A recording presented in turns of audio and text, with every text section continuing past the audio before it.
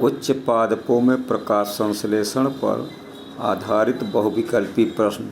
प्रश्न नंबर 1 है, कौन सा धातु आयन क्लोरोफिल का एक घटक है? तो ऑप्शन इसमें दिया है ए में आयरन, बी में कॉपर, सी में मैग्नीशियम, डी में जिंक। देखिए आयरन हीमोग्लोबिन में पाया जाता है और क्लोरोफिल में मैग्नीशियम पाया जाता है, तो ऑप्शन नंबर सी सही हो जाएगा, ऑप्शन नंबर सी। और अब दूसरा प्रश्न, कौन सा वर्णक प्रकाश ऊर्जा को प्रत्यक्ष रूप से रासायनिक ऊर्जा में परिवर्तित कर देता है?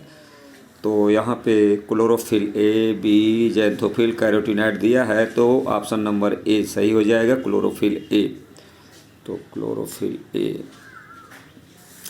अगला क्वेश्चन, तरंगदैर्घ्य कौन सा प्रकाश संश्लेषण की दृष्टि से सक्रिय विकिरण है? तो देखिए प्रकाश संश्लेषण के लिए जो सक्रिय विकिरण का वेवलेंथ है नैनोमीटर में दिया गया है, यहाँ पे 400 से 700 के बीच में सही होगा, यानी ऑप्शन नंबर सी सही है। और प्रकाश संश्लेषण में कौन सा प्रकाश परास सबसे अधिक अधिक प्रभावशील है? तो यहाँ पर प्रश्न गलत दिया है, जैसे कि कौन कम प्रभावशील है, यानी किसका कम इफेक्टिव है। तो किस रंग में प्रकाश संश्लेषण कम होता है? तो हरे रंग में, यहाँ पे हरा रंग में।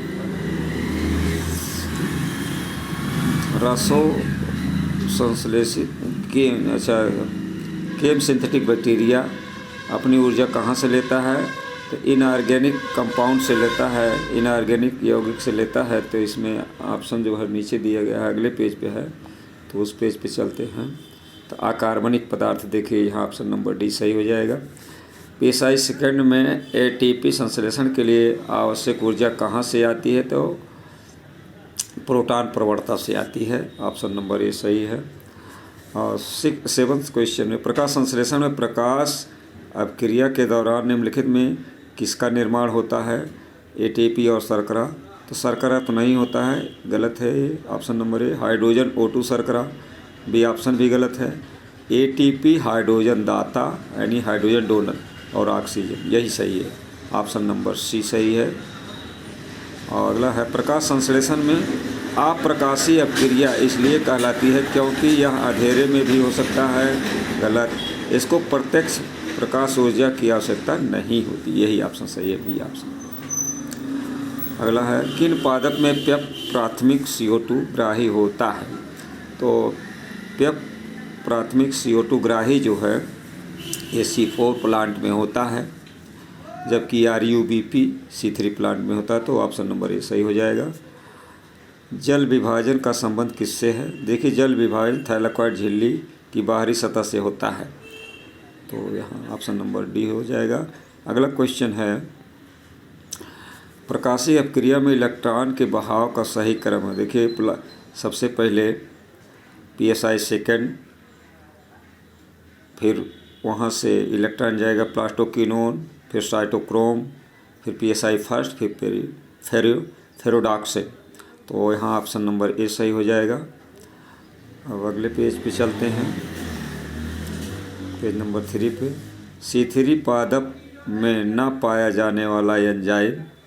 तो देखिए C3 में पेप कार्बोक्सिलेज नहीं पाया जाता, RUBP कार्बोक्सिलेज पाया जाता है, NADP रिडक्टेज पाया जाता है, ATP सिंथेटेज पाया जाता है, केवल पेप कार्बोक्सिलेज नहीं पाया जाता है, ये C4 प्लांट में पाया जाता है, ऑप्शन नंबर बी सही होगा। तो ऑप्शन नंबर बी सही है इसमें। 12वें क्वेश्चन में, CO2 के प्राथमिक स्थिरीकरण के लिए उत्तरदायी है अपक्रिया किससे उत्प्रेरित होती है? तो देखिए RUBP कार्बोक्सिलेज और PP carboxylase. RUBP carboxylase C3 cycle में और PP कार्बोक्सिलेज जो है C4 साइकिल में, तो यहाँ ऑप्शन नंबर सी सही हो जाएगा। पेप में जब CO2 मिलाई जाती है तब उससे संश्लेषित होने वाला प्रथम अस्थायी उत्पाद ऑक्जेलोएसीटेट होता है, ऑप्शन नंबर डी सही हो जाएगा। और थैंक यू।